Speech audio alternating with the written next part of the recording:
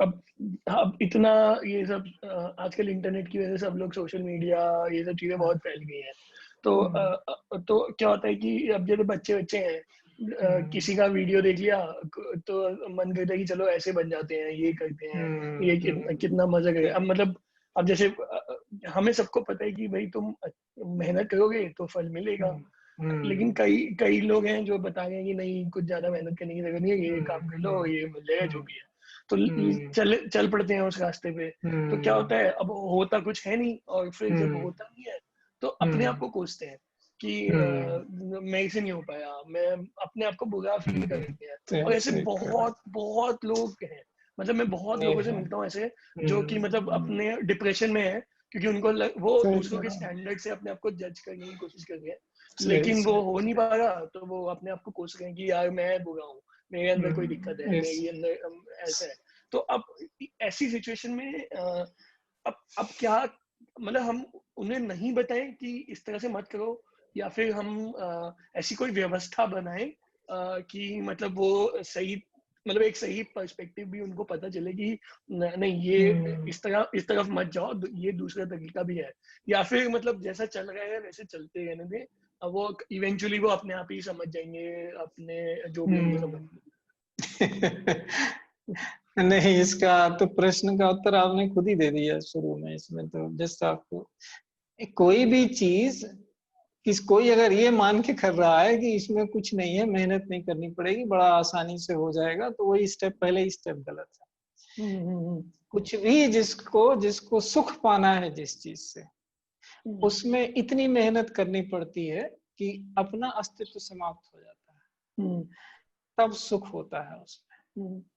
कुछ भी आप कर रहे हो, अगर आप कोई चीज ये मान के कर रहे हो कि ये तो बहुत आसान है, इसमें तो कुछ ज्यादा करना नहीं पड़ता है, तो आपको उससे कभी सुख नहीं मिलने वाला। चाहे आपके चारों तरफ सुख कोई उछाल उछाल के फेंके, नहीं मिलेगा आपको दुख ही मिलेगा। तो जब तक मर मन पाया, जब तक वो कुछ कहते ना, एक मैंने कभी ऐसा कुछ एक गीत लिखा था, गुरु गुण समझ न पाया, गुरु गुण समझ न आया। तो क्या है वो, कि जब तक आपको उस अवस्था तक नहीं पहुंच जाते जहां तक आप मिट नहीं जाते उस काम के लिए, जो काम आपको करना है, इतनी मेहनत, काम चाहे जो कुछ भी हो, आपको उसमें अपने को मिटा देने की, मतलब उसी को है यज्ञ में जो बलिदान है, वो लोग समझे कि पशुओं का बलिदान और पता नहीं क्या क्या उल्टी सीधी चीजें करते रहते। यज्ञ पुरुष ने अपने आप को बलिदान किया, वो कुछ सहयज्ञ प्रजा सृष्टि पुरोवाक प्रजापति, अपने आप को ही उसने यज्ञ में समर्पित किया, खुद ही उत्पन्न हो गया, अपना ही बना के क्रिएशन, उसमें खुद ही आ बैठा। ऐसे है ये। तो जब तक खुद ही नहीं मिट जाते किसी काम के लिए पूरे तरह, तब तक सुख नहीं मिलता, उसका ब्रह्म सुख नहीं मिलता। सुख ब्रह्म सुख ही है, मतलब ज्ञान का ही सुख है अंततः। तो जैसे आपने बोला ना कि ज्ञान ही सुख है, मतलब अगर कोई कुछ और सोच के कर रहा है तो वो है ही नहीं। और मतलब मेरा पर्सनल एक्सपीरियंस भी बिल्कुल ऐसे ही है, जैसा आपने बोला कि अब जैसे मैंने भी सोचा कि यार ये सही लग रहा है, चलो करते हैं, हम, मजा आएगा ये वाला काम करने में। उसके बाद जब वो क्षण वो आया ना, वो काम जब हो गया, तो मुझे वो चीज बहुत ही छोटी लगती थी, जो मैं सोच के कर रहा था ना कि अरे ये क्या, इसके पीछे पड़े थे क्या, ये तो कुछ है ही नहीं। मतलब उसके बाद इतनी सारी चीजें और पता लगी, मुझे ज्ञान प्राप्त हो गया, तो उसके बाद ये सब चीजें बहुत छोटी लगने लगी। लेकिन अब क्या, तो ये मेरे, इसीलिए मेरे दोनों सवाल जो है ना वो कनेक्टेड है, कि लोग जब मैं देखता हूँ कि लोग दूसरे को दिखाने के लिए चीजें कर रहे हैं, या फिर कुछ मतलब इन दी एंड कुछ एजेंडा है उनका, कि और वो एजेंडा इस बात से ड्रिवन है कि वो मतलब दूसरे को दिखाना चाहते हैं कि देखो मैं लायक हूँ, ठीक है, कि जब सामने वाला मुझे बताएगा कि मैं लायक हूँ, तब मैं सोचूंगा कि मैं लायक हूँ, वरना मैं सोच रहा हूँ कि मैं तो नालायक हूँ। ठीक है, ये चीज अब ये मुझे मतलब बिल्कुल साफ दिखाई देता है कि ऐसा नहीं होना चाहिए।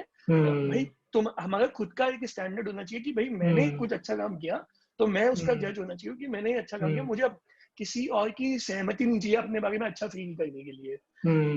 लेकिन हर कोई आजकल ये चाह रहा है कि कोई और उन्हें अच्छा फील करा दे। वो अपने आप से, या तो वो मेहनत नहीं करना चाहते, या फिर मेहनत करना भी चाहते हैं तो वो गलत डायरेक्शन में मेहनत कर रहे हैं, और फिर जब वो फेल होते हैं उस डायरेक्शन में, तो फिर उनको लगता है कि यार मैं किसी काम का नहीं हूँ, मेरे अंदर वो टैलेंट ही नहीं है, तो या फिर मेरी वैल्यू सही नहीं है, इस तरह की चीजें उनको लगती हैं। तो अब ये यहाँ तो यही मेरे को समझ में नहीं आ रहा कि जब हम जैसे काम करते, अब मैं किसी और की बातें छोड़िए, मैं अपनी बोल रहा हूँ कि जब मैं कुछ काम कर रहा हूँ तो मैं क्या अपने काम के बारे में ऐसा सोचूं कि इस काम से मुझे मजा आ रहा है या फिर मुझे ज्ञान प्राप्त होगा कि नहीं होगा, और अगर नहीं होगा तो मैं उन्हें छोड़ दूं। लेकिन फिर मेरे को ये लगता है कि इवन छोटी छोटी चीजें जो भी हम कर रहे हैं, जैसे अब इवन ये वीडियो भी मैं बना रहा हूँ तो मुझे पता है कि मैं ज्ञान के लिए बना रहा हूँ, लेकिन कहीं ना कहीं मेरा कुछ फायदा तो है ये करने में।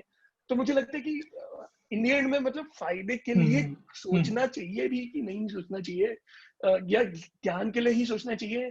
और अगर फिर फायदा या फिर इनके बीच में एक बैलेंस होना चाहिए कि कुछ चीजें मैं फायदे के लिए करूंगा और कुछ चीजें मैं ज्ञान के लिए करूंगा। कैसे डिसाइड करें इसको?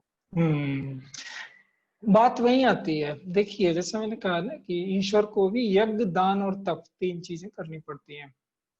अब मैं पढ़ती है शब्द क्यों इस्तेमाल कर रहा हूँ, वो इसलिए कि जो जीवन जिसके पास, जिसने मनुष्य का शरीर लिया है, भले ही वो परमात्मा ही हो, तो उसको भी पढ़ता शब्द इस्तेमाल होता है उसके लिए, क्योंकि वो शरीर ले लिया उसने, चॉइस पहले से ही ले ली, अब वो बीच में नहीं छोड़ सकता उसको।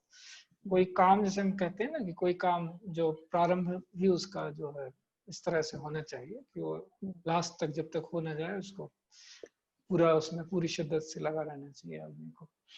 तो इसमें यही बात आती है कि सुख तो अंततः ज्ञान में ही है, लेकिन ज्ञान ऐसे, और वो कौन से ज्ञान में है, वो ईश्वर के आत्म ज्ञान में है सुख, और सारी चीजों के ज्ञान में सुख नहीं है, ये भी अंतर समझ लेना चाहिए। बाकी जैसे आपने कुछ किया तो उसका उतने ही परिमाण में सुख होगा कि अच्छा ये सफलता मुझे मिल गई।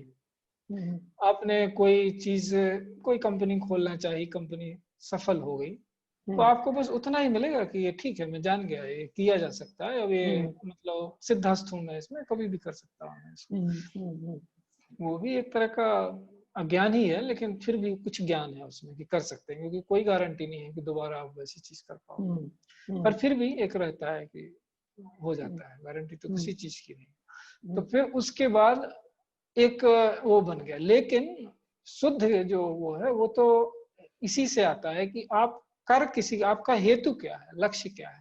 जैसे आप पैसे कमाओ, लेकिन लक्ष्य दान होना चाहिए, लोक कल्याण होना चाहिए। दान का मतलब लोक कल्याण, तब सुख मिलेगा आपको, अन्यथा नहीं मिलेगा।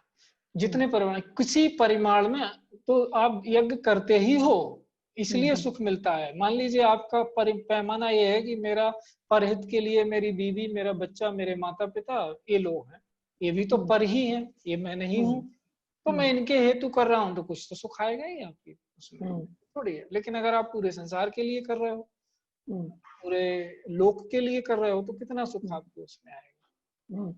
आपका पर का बड़ा वो बढ़ गया, पैमाना बहुत बढ़ गया। और है यही शरीर, यही 2 हाथ, यही 2 पांव, यही सब कुछ है, इसी से वो किया जा सकता है, इसी से ये किया जा सकता है। पैमाना, अभी हमें जगत पिता जगत जननी बनना है, वो हमारी चॉइस है, बन सब सकते हैं, है ही वो सब, खाली उनको उसको जानना है। तो वो अपनी अपनी चॉइस है, कौन क्या लेता है।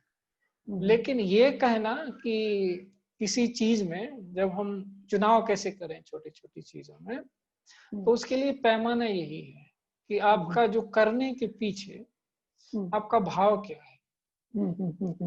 तो ऐसे करके धीरे धीरे जब ज्ञान बढ़ता जाता है, क्योंकि पैमाना तो ब्रह्म ज्ञान ही होना है अल्टीमेट में, और कोई दूसरा पैमाना नहीं है सुख का।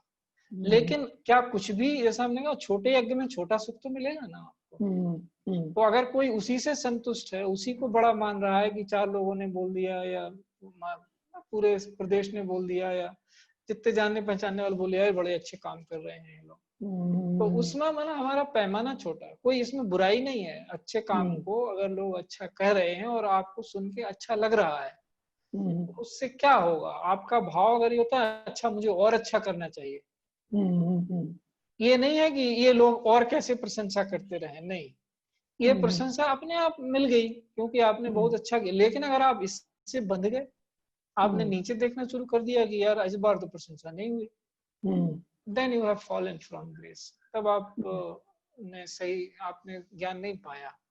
तो ये जो चीजें हैं, ये जो आती चली जाती हैं, इनसे क्या होने वाला है? क्योंकि वही मैंने शुरू से जैसे जहाँ से हमने किया था कि अज्ञान उसको कहते हैं कि हम ये माने कि अभी हम पैदा हुए और अभी मर जाएंगे, इसके बीच को जो मानता है उसको अज्ञानी में बोलते हैं। तो ये जो सारी चीजें हैं, आपकी प्रशंसा है या आपका अपमान है, ये जीवन के बीच में ही तो है, जीवन से मृत्यु के बीच में। इसके बाद में तो आप सच्चाई ही नहीं मान रहे हो कि इसके बाद भी मेरे साथ ही रहने वाला है।